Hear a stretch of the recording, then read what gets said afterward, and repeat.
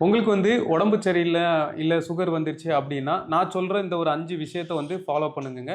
இந்த 5 விஷயத்த ஃபாலோ பண்ணீங்கன்னா அப்டின்னா, சுகர் இல்லங்க வேற எந்த நோயும் வராது. ஃபர்ஸ்ட்டு விஷயம் வந்து பார்த்தீங்கன்னா, எந்த நோய் வந்தாலும் ஃபர்ஸ்ட்டு மனதைரியமா இருங்க. இது.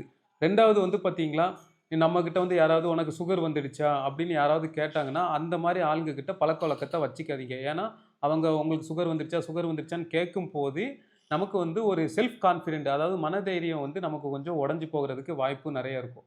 3வது வந்து பார்த்தீங்கன்னா, உங்களோட சாப்பாடு இவ்வளோ நாள் நீங்க இட்லி, தோசை, பூரி, பொங்கல், சப்பாத்தி அப்படின்னு சொல்லி மாவுச்சத்து அதிகமா சாப்பிட்டுட்டு இருந்தீங்க அப்படின்னா, இன்னைக்கே அந்தோட சாப்பாட நிப்பாட்டிட்டு, அதுக்கு பதிலா நீங்க 4 இட்லி சாப்பிடுற இடத்துல 1 இட்லி, கொஞ்சம் காய்கறி, கொஞ்சம் பயிறு வகைகள், ஒரு 2 முட்டை.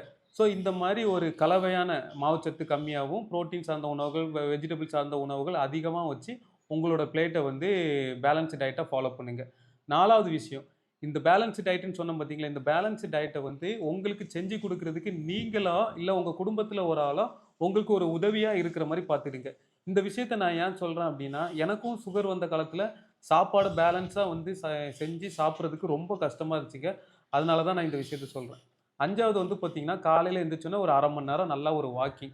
நல்லா பிரிஸ்கா நல்லா வாக்கிங் போங்க. இந்த மாரி ஒரு 5 விஷயத்த வந்து நீங்க ஃபாலோ பண்ணீங்க அப்டின்னா, சுகர் இல்லங்க வேற எந்த நோயும் வந்து நம்மள வந்து அண்டாது. இந்த விஷயத்தெல்லாம் நான் எப்படி அண்டர்ஸ்டாண்ட் பண்ணிக்கிட்டேன்னா, ஒவ்வொரு டைம்லயும் வந்து பார்த்தீங்கன்னா, எனக்கு உடம்பு சரியில்லாம இருக்கும்போது, ஒவ்வொரு விஷயங்கள தாண்டி தான் நான் இந்த நிலைமைக்கு வந்து, அத பத்தி தான் நான் வந்து வீடியோ மூலமா எக்ஸ்பிளைன் பண்ணிட்டு இருக்கேன். எல்லா விஷயமுமே நான் வந்து அடிபட்டு, அனுபவப்பட்டு, அந்த அனுபவத்த தான் இன்னைக்கு நான் வந்து உங்ககிட்ட வீடியோவா சொல்லிட்டு இருக்கேங்க.